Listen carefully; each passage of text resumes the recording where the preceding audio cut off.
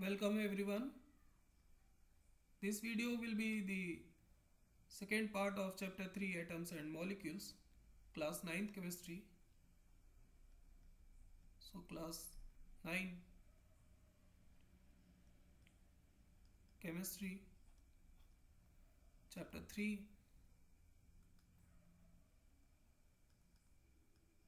atoms and molecules.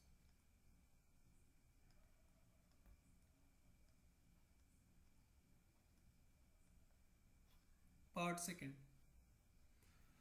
So from this video we will start the things which are present in your syllabus, but before telling you the things which are in your syllabus, once again I want to bow to you to tell you the things which were in the Vaisesika Darshanam written by Maharshi Kanad.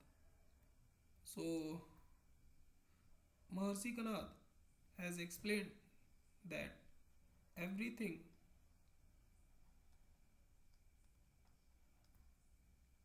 and anything in the universe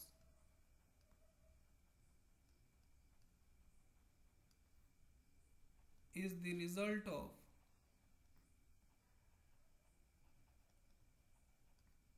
fundamental unit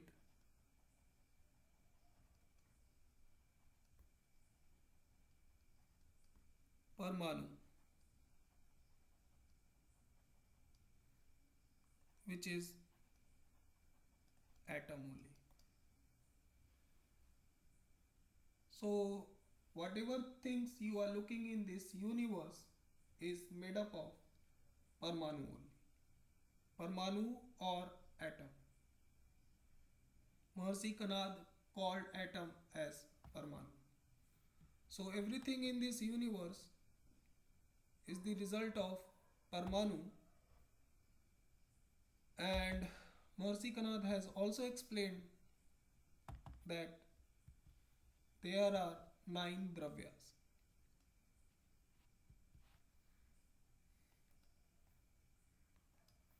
So there are 9 dravya, and among these, this air, fire, water, and earth are the atomic substance only. Means this air, which is Vayu, fire, Tejas, water, Apas, earth, Prithvi, these 4 dravya are the atomic substance. These are the atomic substance.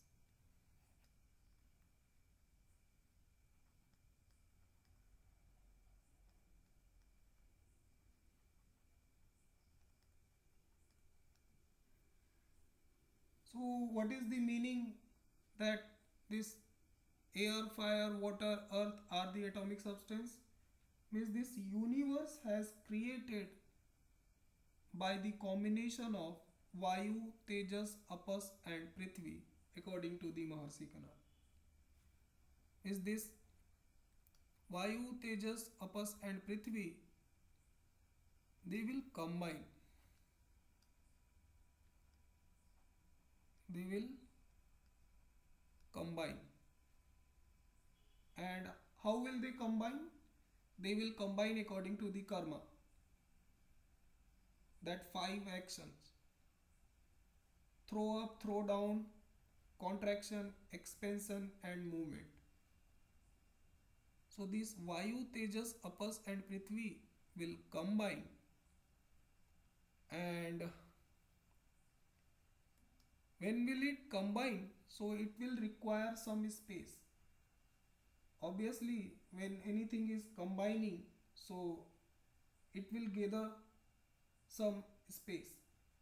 So this Vayu, Tejas, Apas and Prithvi, when will it combine?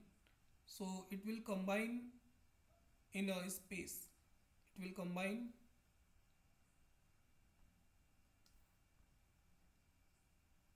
in Akash,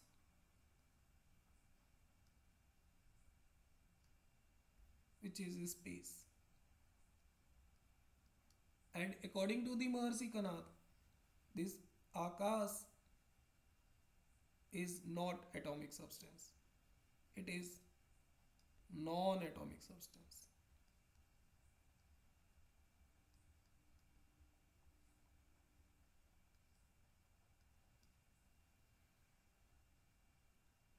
Means whatever things you are looking in this universe is the result of the combination of this Vayu, Tejas, Apas and Prithvi. Means this Vayu, Tejas, Apas and Prithvi, air, fire, water and earth will combine. And when will it combine? So things will be visible to us. So whatever things we are looking in this universe is the combination of this Vayu, Tejas, Apas and Prithvi. Or in other word, we can say that if as a partless we will look into this universe, so there are Vayu, Tejas, Apas and Prithvi only. As a partless, there is air, fire, water and earth in this universe only. Means this universe has created by the combination of Vayu, Tejas, Apas and Prithvi, and when this universe will get destroyed, ultimately at the end we will get Vayu, Tejas, Apas and Prithvi, air, fire, water and earth. So this universe has created by the combination of this Vayu, Tejas, Apas and Prithvi, and when this universe will get destroyed, so at the end there will be Vayu, Tejas, Apas and Prithvi only. So it was present in the Vaisesika Darshanam, and I am explaining it according to my mind. If there is some mistake, so it can be because I don't know what the Maharshi Kanath want to say to us, but I can guess that something like this he has said. So it will combine in a space. Obviously, when this Vayu, Tejas, Apas and Prithvi you are looking this, whatever things in this universe we are looking is the combination of air, fire, water and earth. And when will it combine? So it will require some space. So that space is Akash. That is why the fifth Panchatattva Akash space is not atomic substance, non-atomic substance. Okay, and when this Vayu, Tejas, Apas and Prithvi, four Dravya will combine, so there will be certain rules of combination.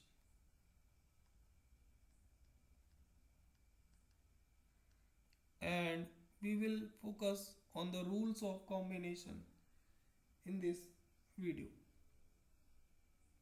Obviously, this nature, including cosmos, has certain rules. The God has created this universe, and this universe has certain rules, and those rules we study in this science subject.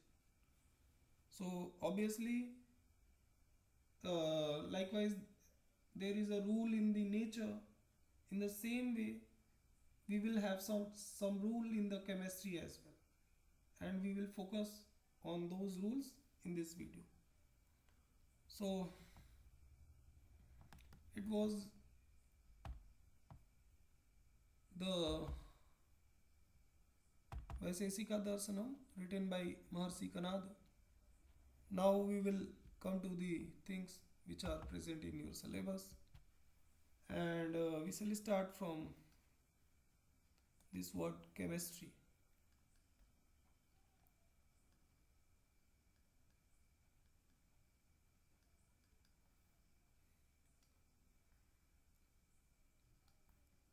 The word chemistry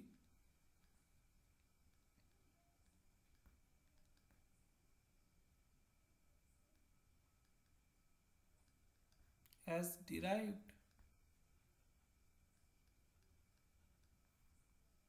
from Latin word chemia,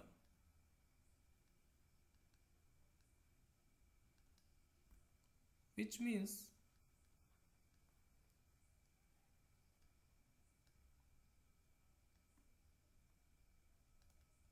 cast together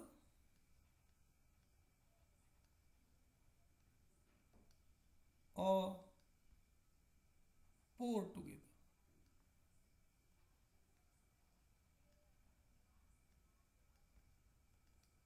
So, this chemistry word has derived from the Latin word chemia, whose meaning is casting together. Something which you are casting is the chemia, or something which you are pouring is the chemia. And this chemistry word has derived from this Latin word chemia, whose meaning is casting together or pouring together. Also, in general,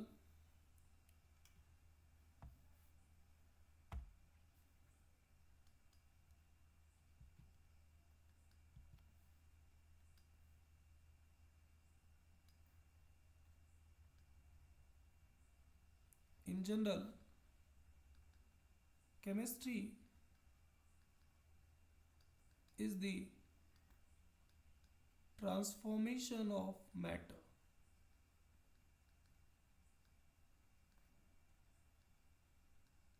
And what is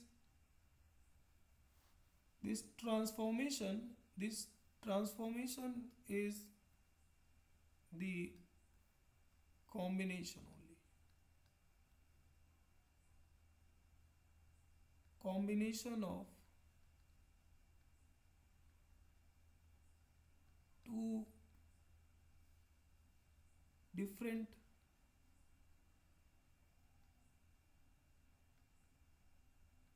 types of matter. So chemistry is the transformation of matter, and what is this transformation? Transformation is the combination of two different types of matter. And if I am asking to you what is matter? So matter, anything which occupies space, matter.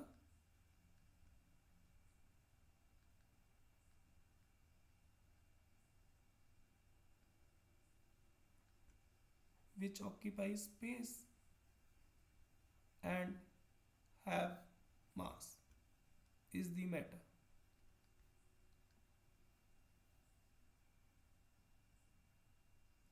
So something which will occupy space and having the mass will be called as matter, and the transformation of matter means the combination of two different types of matter is the chemistry.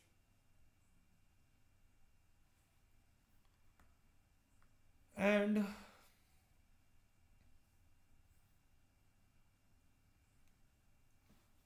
here you will find that this matter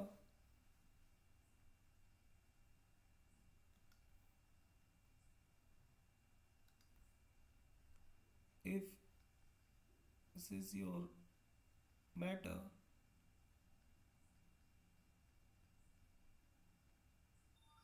so this matter will be composed of very small particle Better to say the individual small particle, individual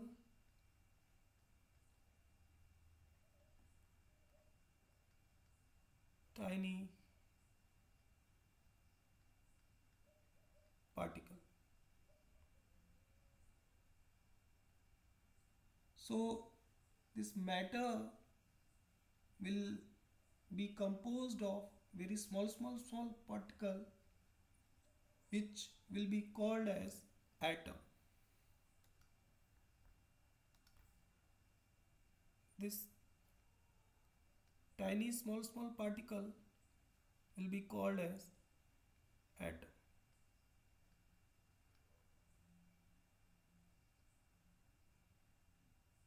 So matter is composed of atom only. Matter is composed of atom only.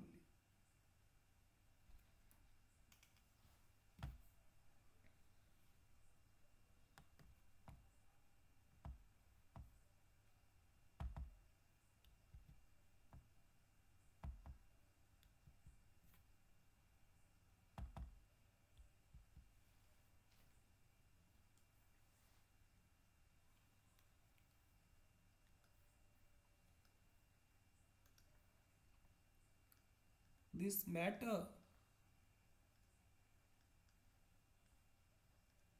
is composed of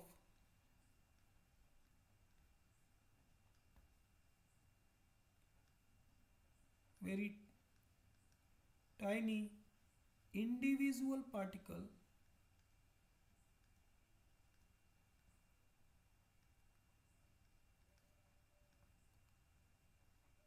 called as atom.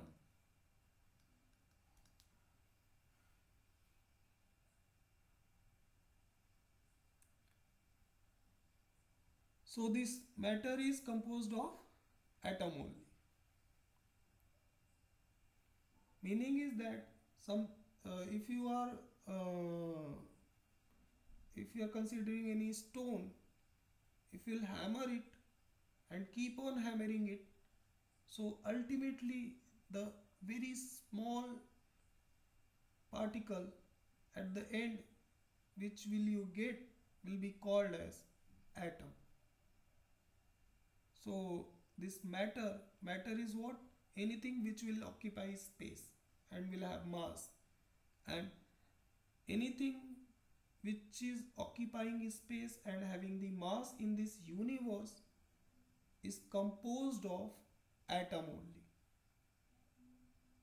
Means whatever things in the universe you are looking will be made up of very tiny individual particle will be called as atom. So try to figure out this individual here. Individual is something which is not divisible. Means if we are hammering the stone and keep on hammering, and at the end you are getting that particle which is not divisible, that particle will be called as atom. So matter is composed of atom only. Anything which is occupying space and having the mass in this universe will be composed of atom. Now the next thing we will say,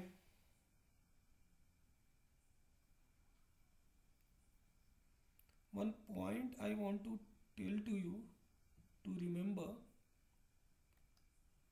that point to remember,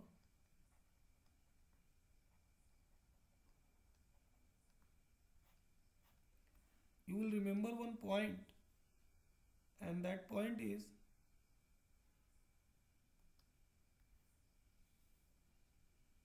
combination of different elements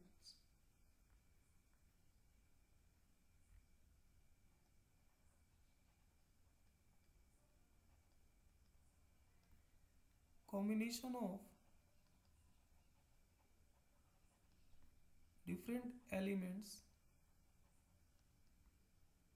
to form compound,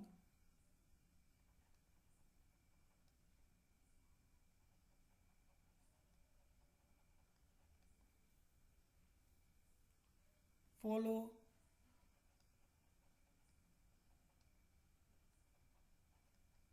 certain basic law. So when the two or more elements will combine, they will form a compound.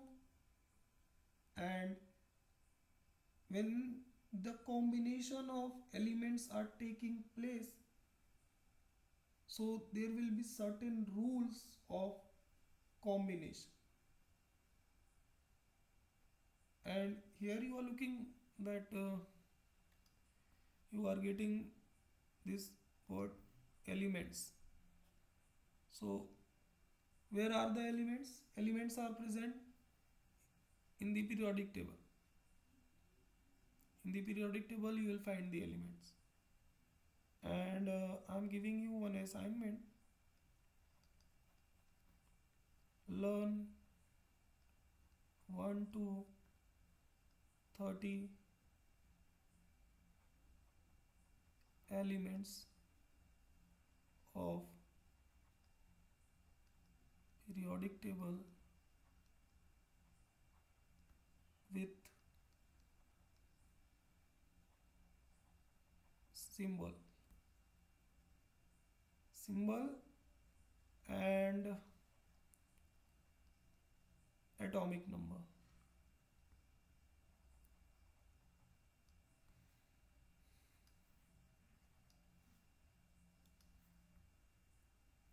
Atomic number. So you will learn serial wise, means 1 2 3 4 5 6 like this. That's that hydrogen, helium, lithium, beryllium, boron, carbon, nitrogen, oxygen, like this you will learn, and it is your assignment. And you will also remember the symbols of those elements. So where are the elements? Elements are in the periodic table. And there is alkali metal and alkaline earth metal. So you will find there are metals and non-metals in the periodic table, and some elements will be found in the earth as well. So when these elements will combine, they will form compound.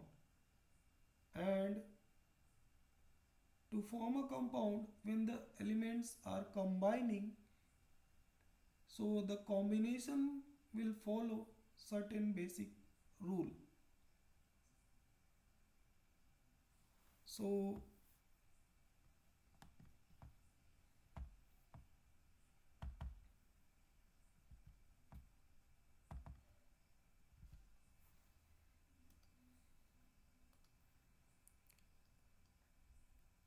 we can say,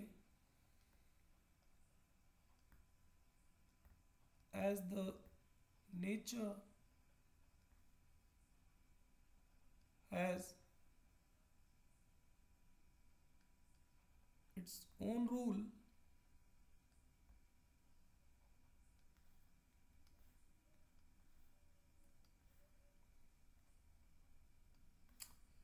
I'm so sorry.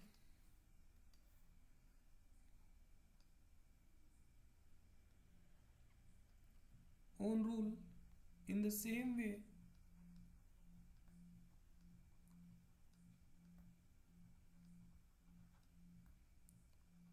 combination of elements. And where are the elements?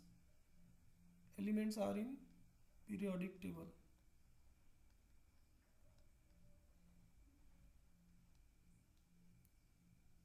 So in the same way, the combination of elements to form compound will follow certain basic rule.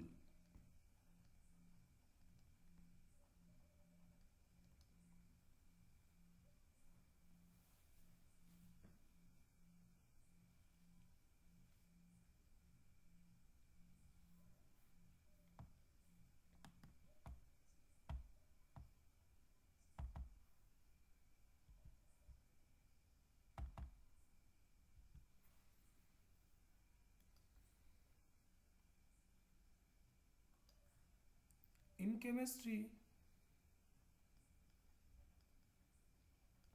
also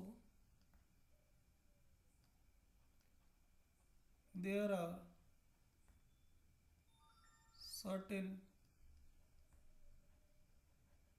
rules, and those rules we called as law of chemical combination, called as law of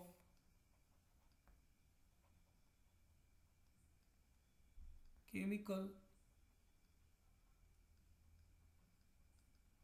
combination.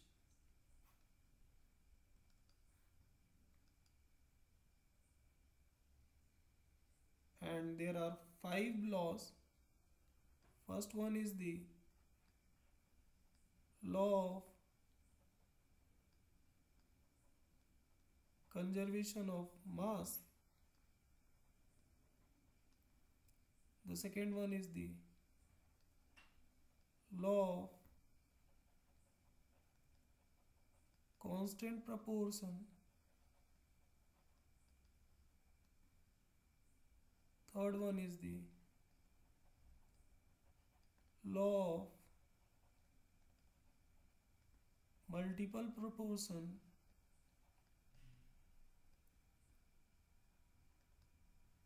Fourth one is the Gay-Lussac law.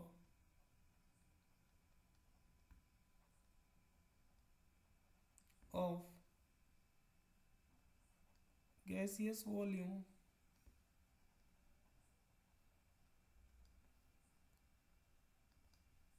Fifth one is the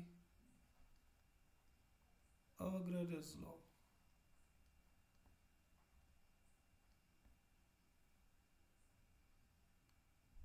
So in chemistry also there will be some rules, and those rules will be called as law of chemical combination, and those law of chemical combination are law of conservation of mass, law of constant proportion, law of multiple proportion, Gay-Lussac's law of gaseous volume, and Avogadro's law. One by one we will go through all these laws. So first law of chemical combination is law of conservation of mass.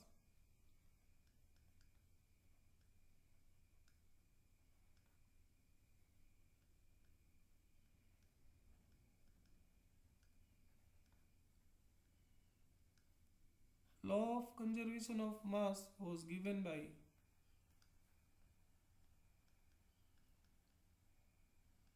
Anthony Lavoisier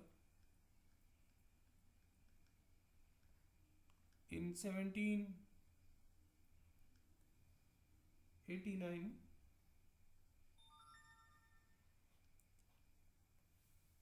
He said that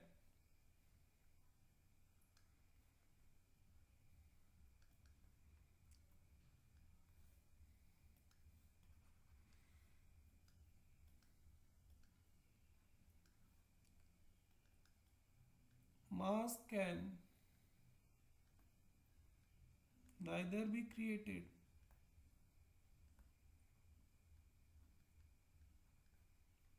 nor be destroyed in a chemical reaction.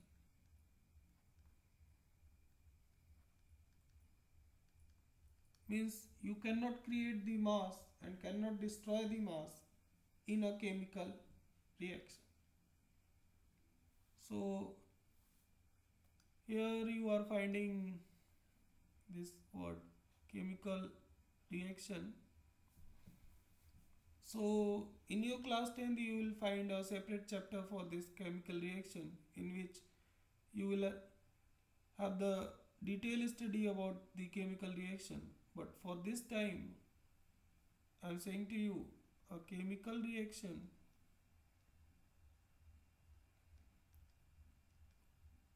will be represented something like it.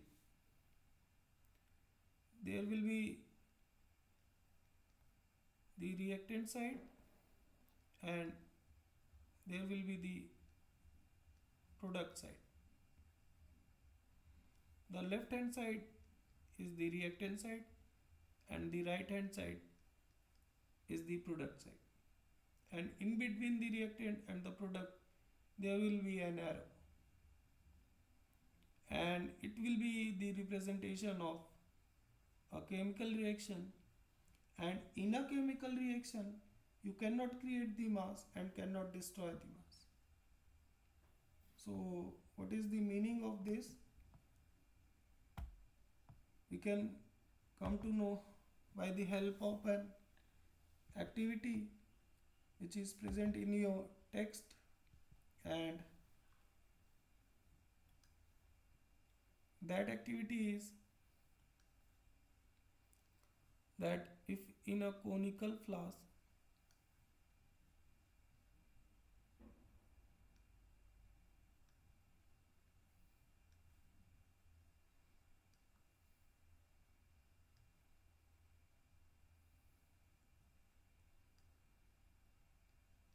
you have sodium carbonate, which is Na2CO3 washing soda, and in a test tube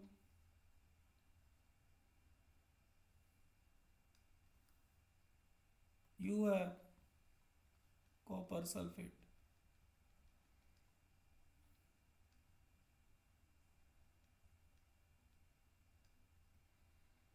which you have tied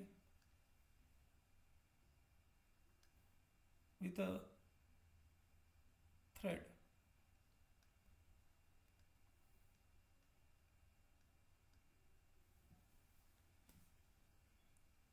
So if you will balance this NO2CO3 present in the conical flask to find out the weight of NO2CO3 present in the conical flask, and you'll also balance this copper sulfate present in this test tube to find out the weight of copper sulfate in the test tube. And after balancing, if you are hanging this test tube inside this conical flask,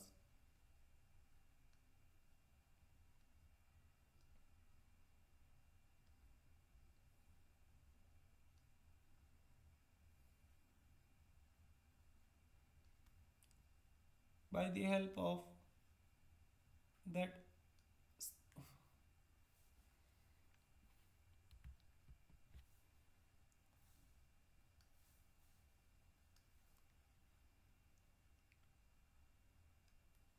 by the help of that thread and a cork,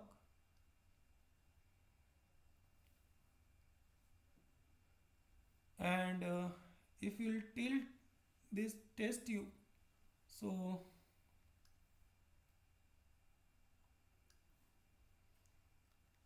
Na2CO3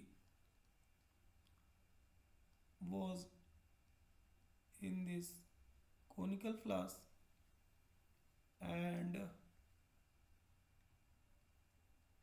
copper sulfate was in this test tube, so a reaction will take place. So if you will tilt and shake this test tube, so a reaction will take place, and if you'll balance that product which will you get after the reaction, so you will find the weight before the reaction is equal to the weight after the reaction. Means mass before the reaction will be equal to the mass after the reaction. So whatever was the mass of this Na2CO3 and the mass of copper sulfate, the same mass will come out of that product which will you get after the reaction. Meaning is that the mass on the left hand side should be equal to the mass on the right hand side.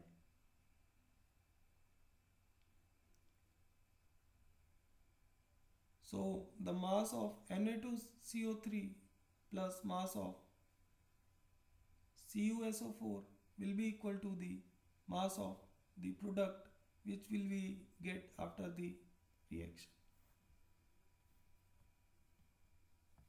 Hence we can say that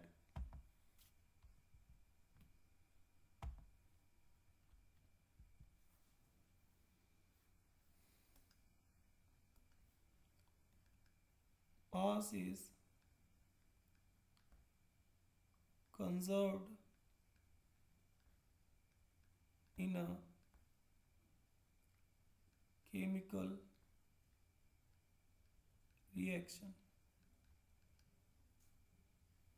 Meaning is that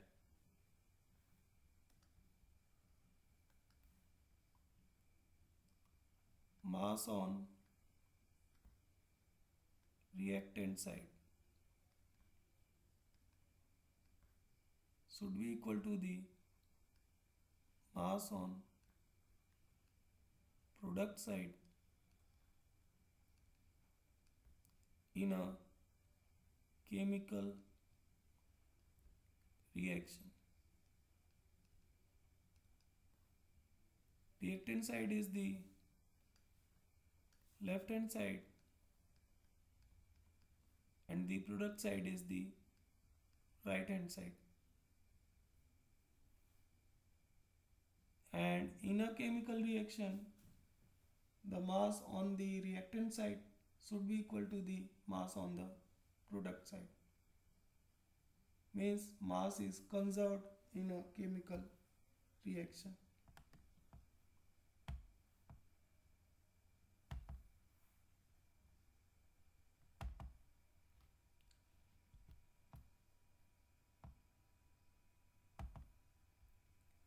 Now if we are considering this example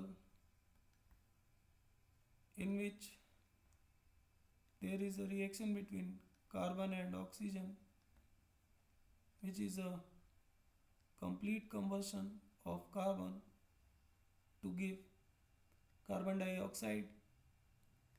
In this, if the mass of the carbon is 4.6 gram and the mass of carbon dioxide is 10 gram, so what will be the mass of O2? So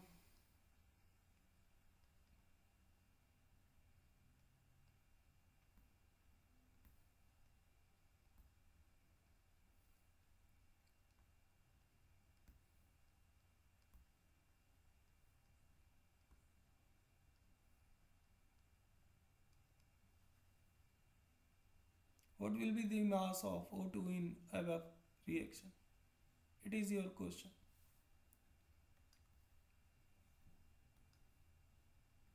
So answer is from the law of conservation of mass,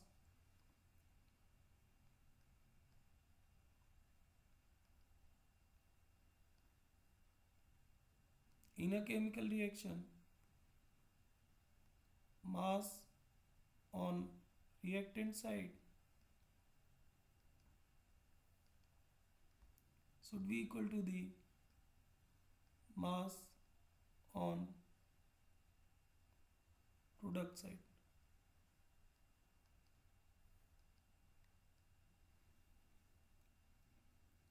So in this reaction, the left hand side is this and the right hand side is this. Is this is the reactant side and this is the product side. Meaning is that mass of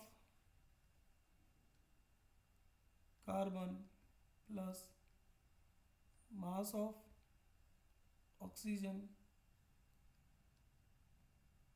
should be equal to the mass of CO2. In the above reaction, mass of carbon is 4.6 gram. Mass of O2 we don't know. We have to find out that. And the mass of CO2 is 10 gram.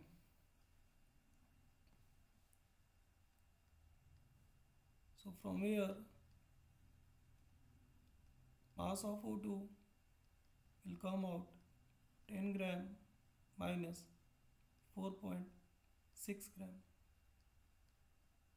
which will give you 5.4 gram if I am not wrong.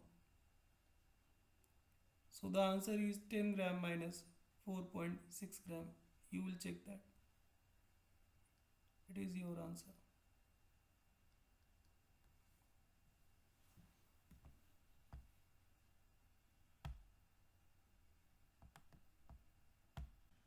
Now we will come to the second law of chemical combination, which is law of constant proportion.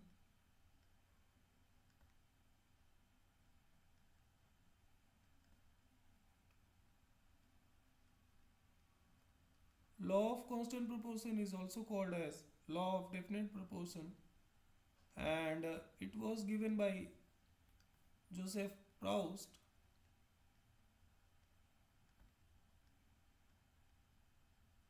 in 1797,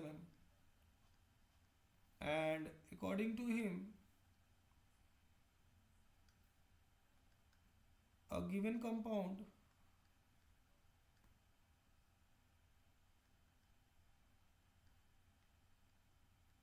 will always contain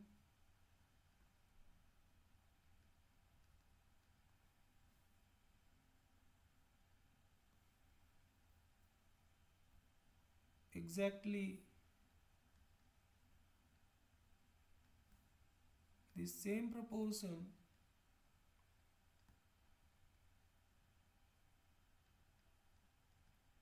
of elements by mass.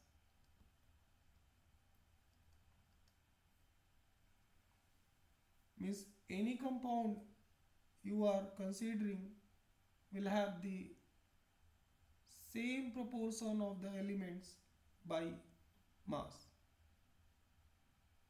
according to Joseph Proust. Meaning is that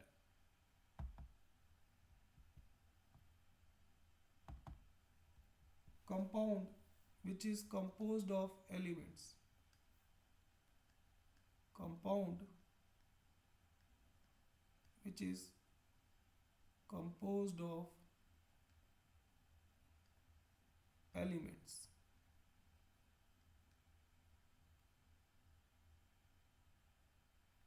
will always contain the same proportion of the elements by mass. No matter from where you have taken this compound or from which method you have prepared it.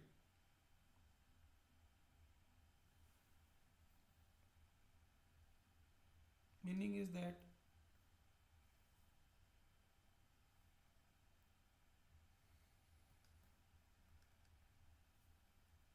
compound have the same elements in same proportion,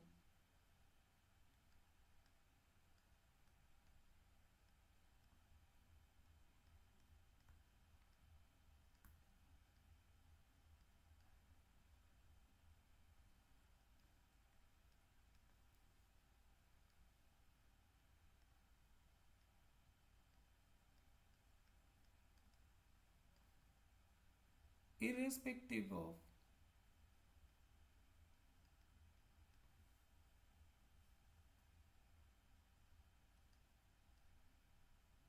where the compound came from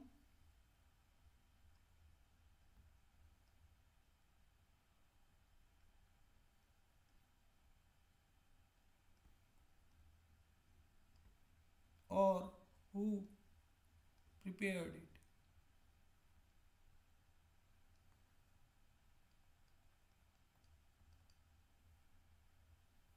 No matters from where the compound have came from or who prepared it, the compound will have the same element in same proportion.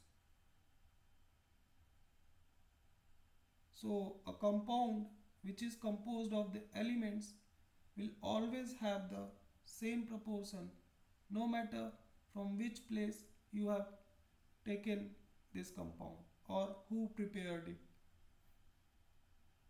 Meaning is that we know this water is a compound.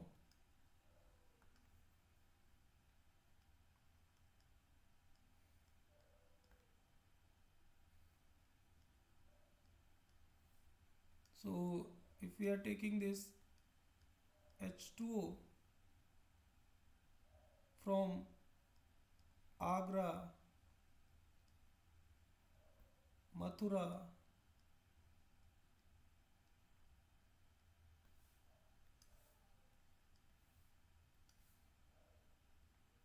Mathura and Delhi.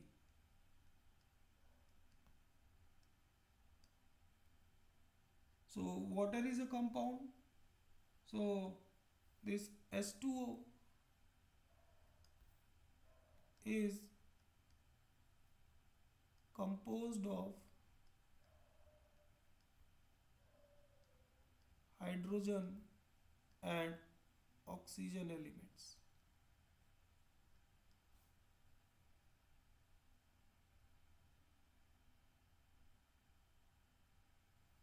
So if we'll find out the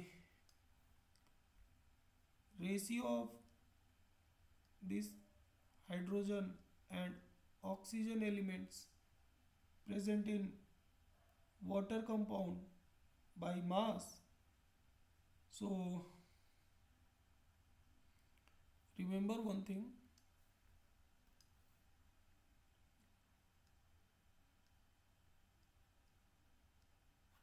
that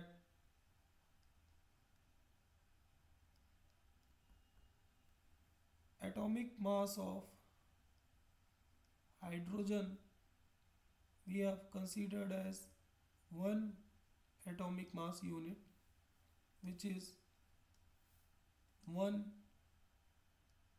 AMU, and the atomic mass of the other elements which are present in the periodic table we have compared with this hydrogen atom.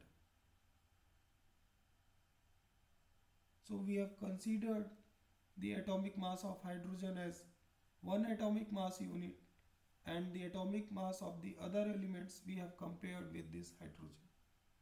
And what is this atomic mass unit we will discuss later on.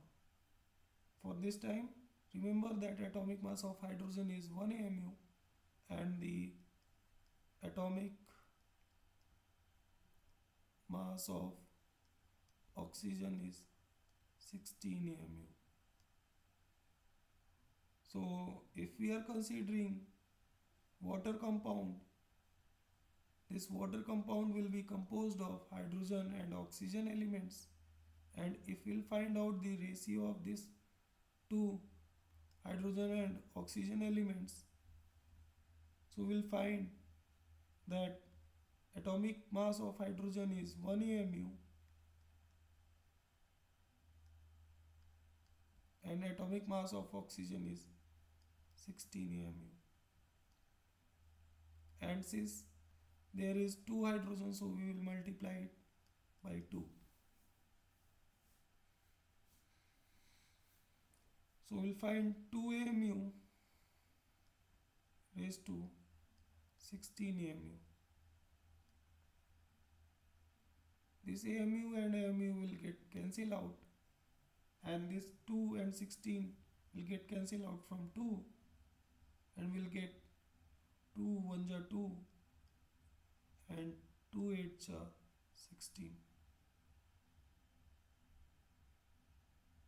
So the ratio of hydrogen and oxygen elements present in water compound will come out 1 raised to 8 by mass. So we will find out the ratio by mass. You will remember this. And no matter from which place we are considering this water, whether we are considering it from Agra or from Mathura or from Delhi, the water of every places will have this same element, hydrogen and oxygen, and the ratio of this hydrogen and oxygen in this water compound will be always 1 raised to 8. This ratio of hydrogen and oxygen element present in this water compound is not going to change if we are changing the places. So water of all over the earth will have the same element, hydrogen and oxygen, and it will have the same ratio 1 raised to 8 by mass. And it is the law of constant proportion. Now we'll come to the third law of chemical combination, which is law of multiple proportion.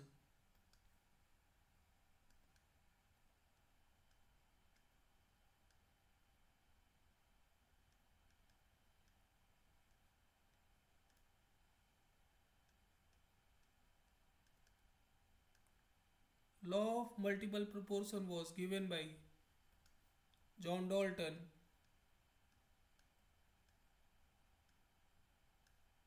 in 1804, and according to him,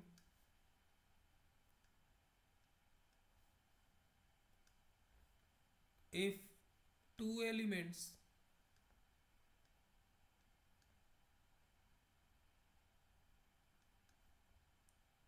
combine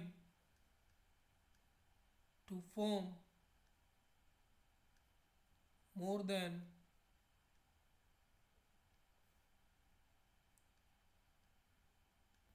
one compound,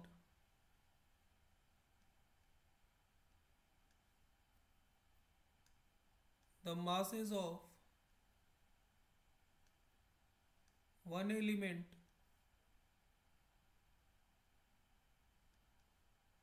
which combine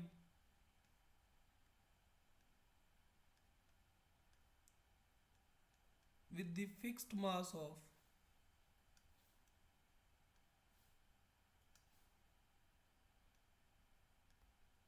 with the fixed mass of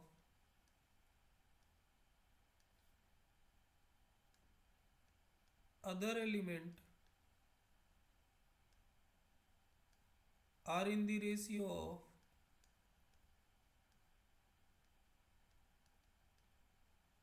small whole number.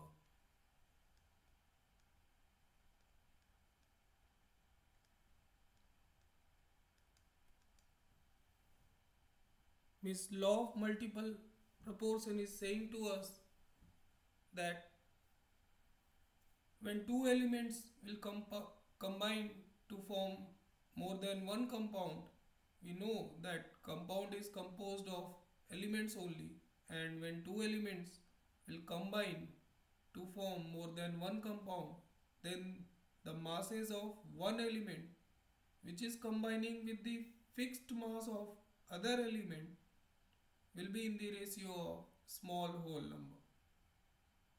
Means the masses of one element which is combining with the fixed mass of other element will be in the ratio of small whole number when two elements will combine to form more than one compound. We'll try to understand it with the help of an example, and let me create one new slide for you first.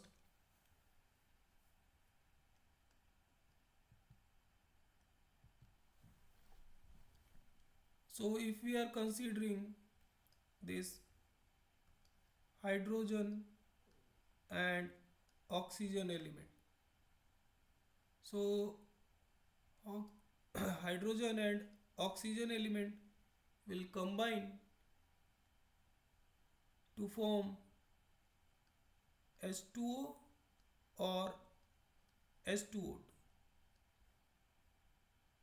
water or hydrogen peroxide. Is these two elements, hydrogen and oxygen, is combining to form water or hydrogen peroxide, H2O or H2O2.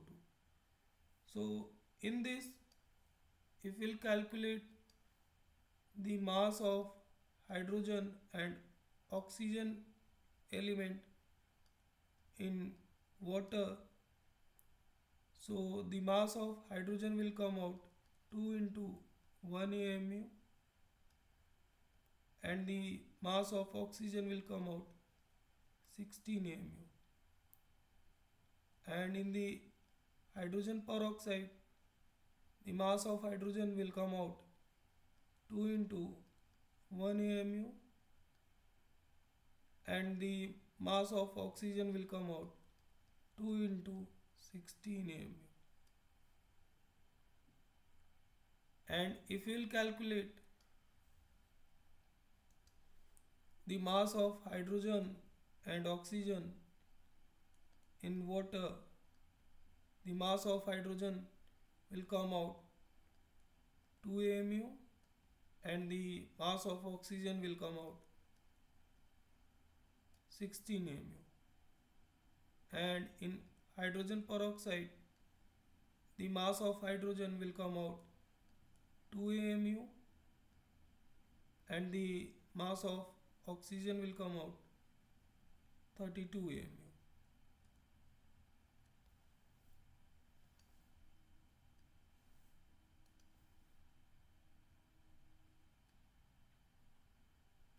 So here, if you will carefully look, the mass of hydrogen is 2 AMU in water and hydrogen peroxide both. Meaning is that the mass of hydrogen is fixed. It is same in water and hydrogen peroxide.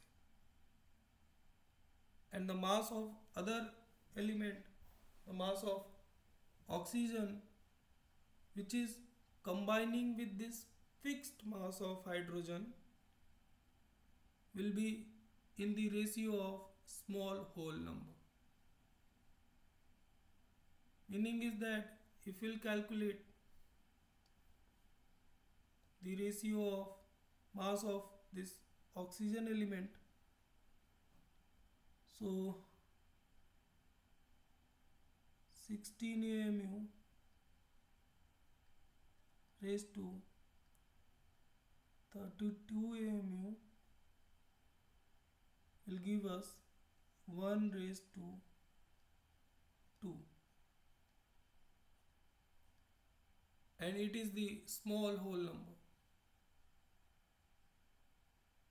Meaning is when this hydrogen and oxygen is combining to form water or hydrogen peroxide, the masses of the oxygen element which is combining with the fixed mass of hydrogen element will be in the ratio of 1 raised to 2, which is a small whole number.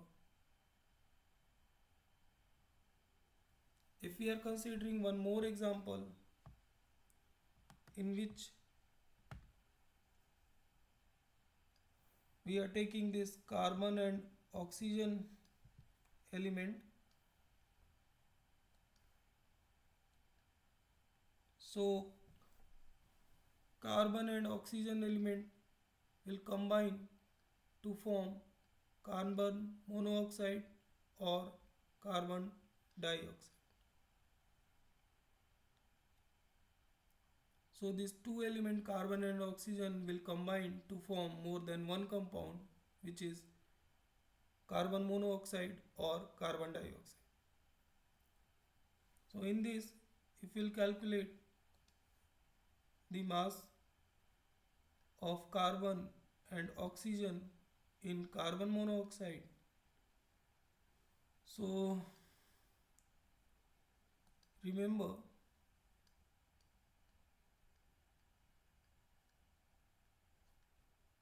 mass of,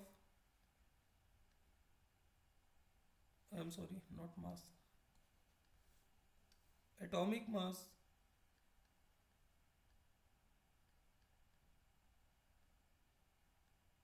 of carbon is 12 AMU.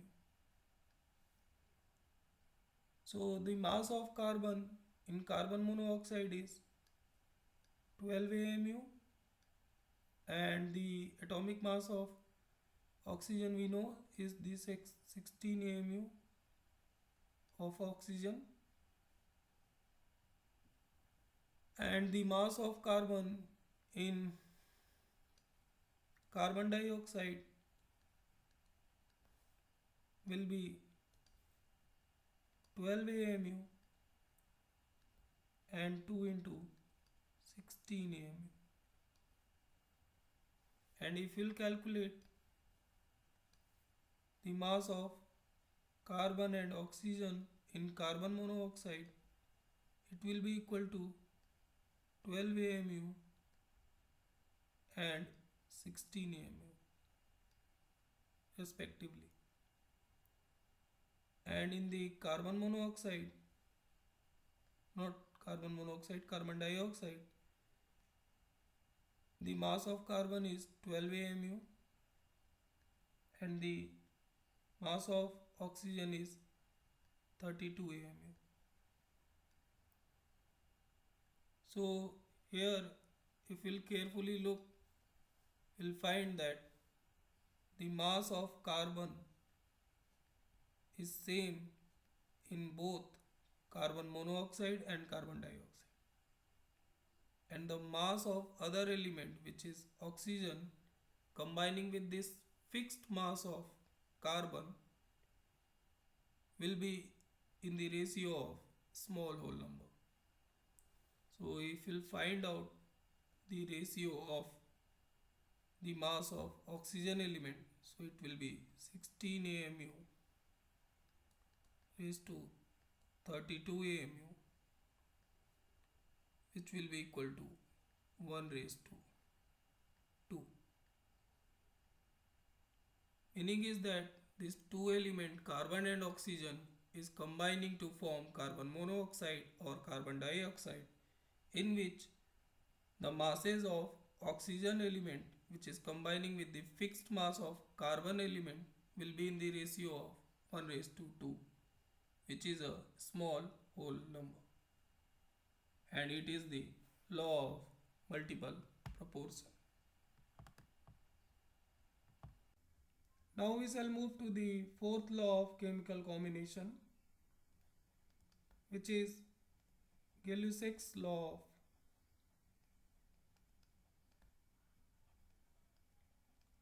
gaseous volume.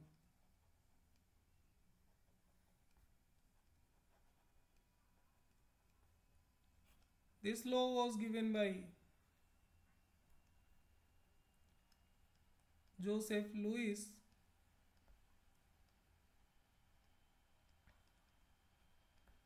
Gay-Lussac in 1808. And what was the Gay-Lussac's law? I will tell to you, but before that, I want to tell to you that you will remember one point, which is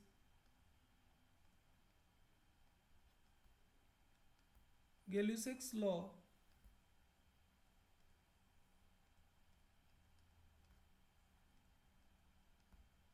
is applicable for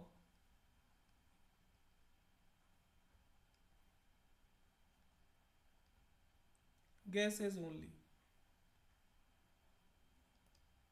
Means this law is for gases. Gay-Lussac's law is for gases. And according to this law, when gases combine or produced in a chemical reaction,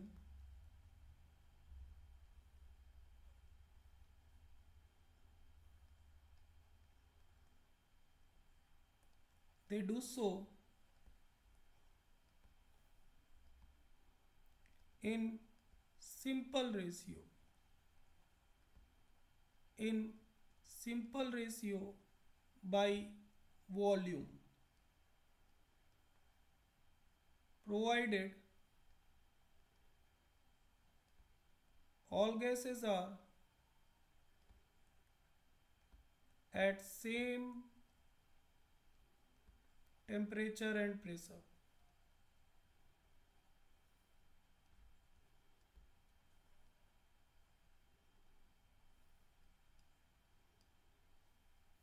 Means when the temperature and pressure is constant, it is not changing, then the gases combined or produced in any chemical reaction will be in simple ratio by volume, and it is the Gay-Lussac's law.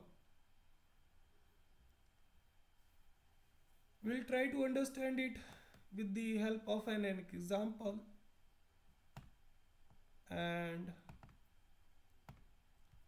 we are considering this combination of hydrogen and chlorine gas.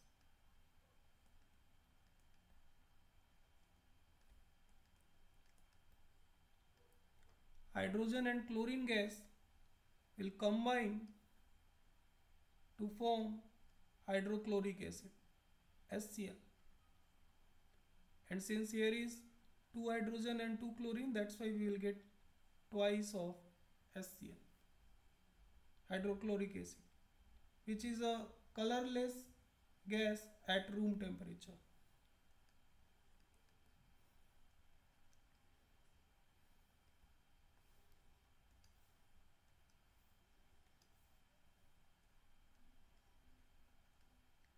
At room temperature and pressure.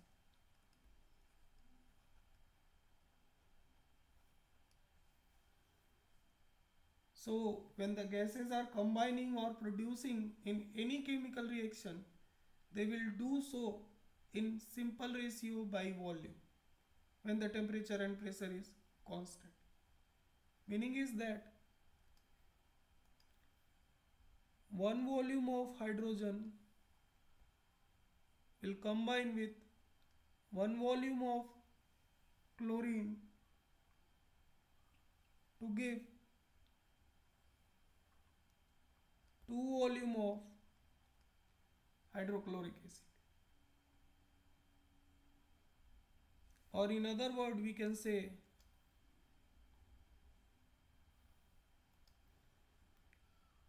if 10 ml of hydrogen is present, so 10 ml of hydrogen will combine with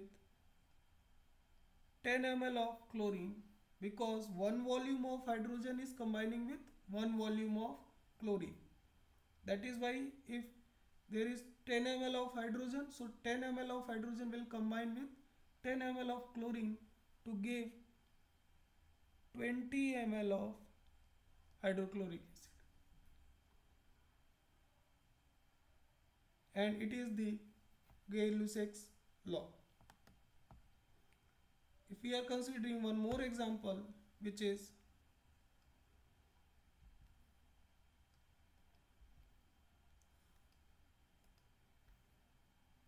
the combination of nitrogen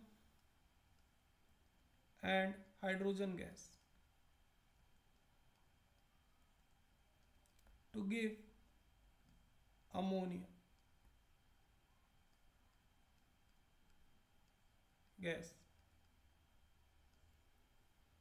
So here we will look that one volume of nitrogen is combining with 3 volume of hydrogen to give 2 volume of ammonia. Or in other words, we can say that 10 ml of nitrogen will combine with 30 ml of hydrogen to give 20 ml of ammonia. And it is your Gay-Lussac's law. Now we will come to the fifth law of chemical combination, Avogadro's law.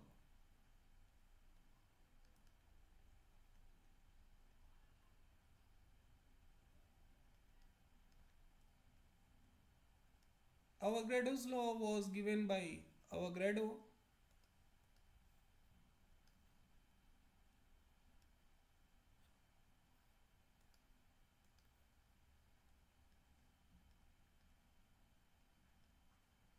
in 1811, and according to him, if we are considering the gases,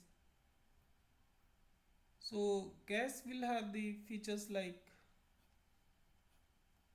pressure, temperature,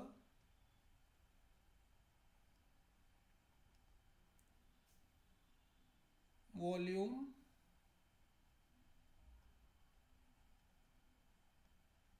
amount, etc. Amount means mole. So this Avogadro's law will give us the relation between volume and amount when the pressure and temperature is constant. So you will note down one thing.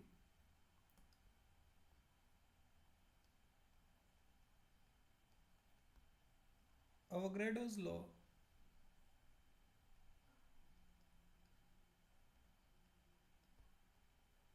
give us the relation between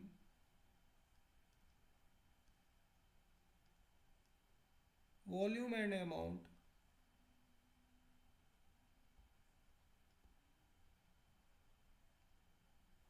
means mole when temperature and pressure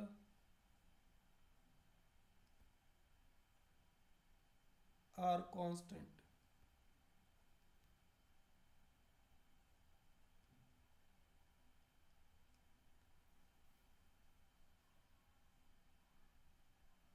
So you will remember that we will find the relation between volume and amount when the pressure and temperature is constant according to Avogadro's law.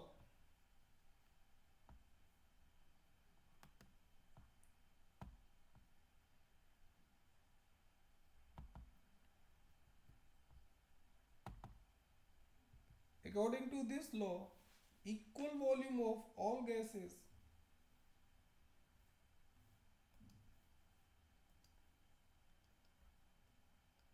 equal volume of all gases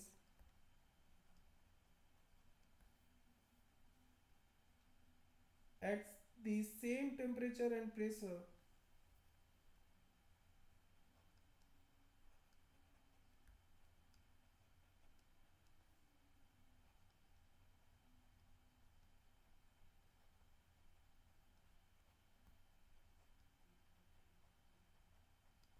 will contain equal number of molecules.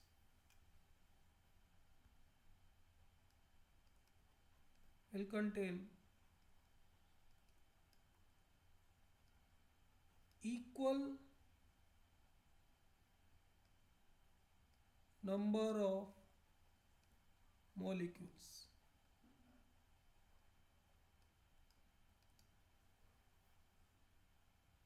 Meaning is that when the temperature and pressure are constant, so equal volume of all gases will have the same number of molecules. If you are considering the volume of two different the same volume of two different gases, which is at the same temperature and pressure, so both those two gases will have the same number of molecule if the volume is same. Means equal volume of all gases at the same temperature and pressure will contain equal number of molecules, and it is the Avogadro's law.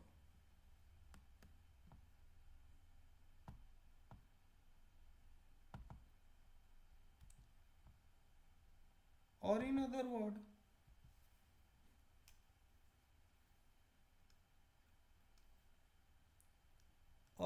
word, we can say that at a constant temperature and pressure,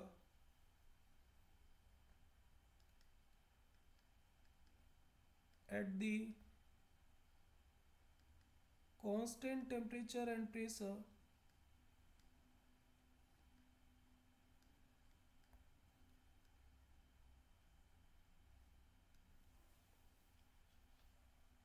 the volume of gaseous molecules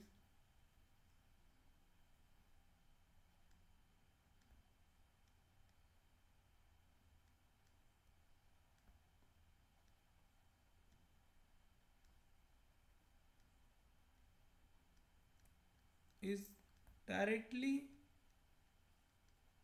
proportional to the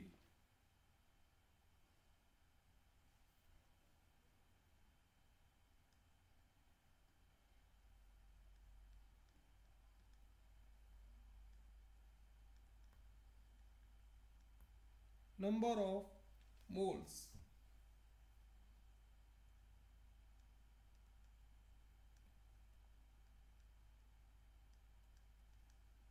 Means at constant temperature and pressure, the volume of gaseous molecule, the volume of gaseous molecule is directly proportional to the number of moles. Means V is volume, V is directly proportional to the number of moles, where V is the volume of gaseous molecules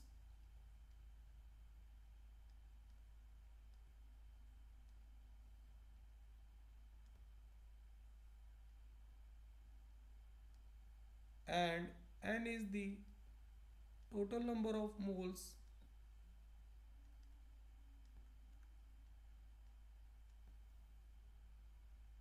of gas.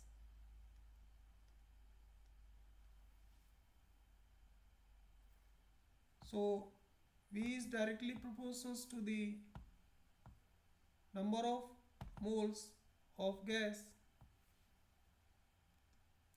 and if we will remove this proportionality sign, so a constant K will come, and V will become equal to the K into N, where K is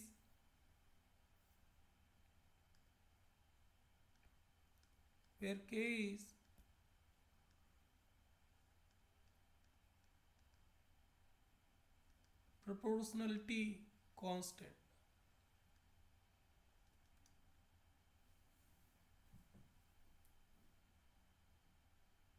So for the combination of two gases,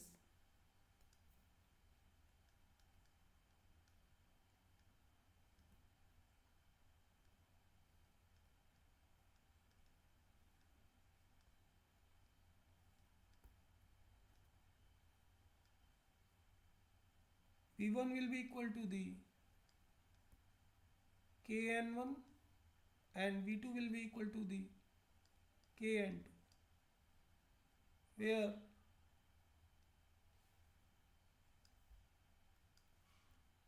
V1 is the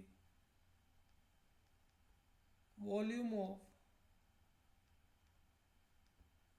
first gas and N1 is the total number of moles of first gas, and V2 is the volume of second gas and N2 is the total number of moles of second gas. And if we are saying that this is the equation number 1 and this is the equation number 2, then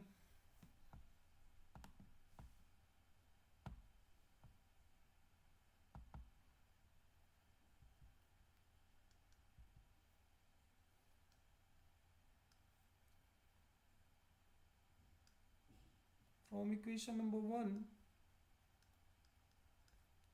V1 upon N1 is equals to K, and from equation number 2, V2 upon N2 is equals to K. And if we are saying this is the equation number 3, this one is the 4, so from equation 3 and 4, right hand side is equal, means left hand side will be also equal. Since the right hand side is equal, so this V1 upon N1 will come out equal to the V2 upon N2.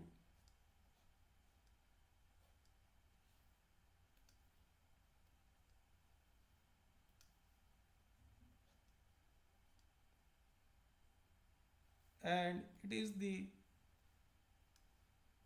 Avogadro's law.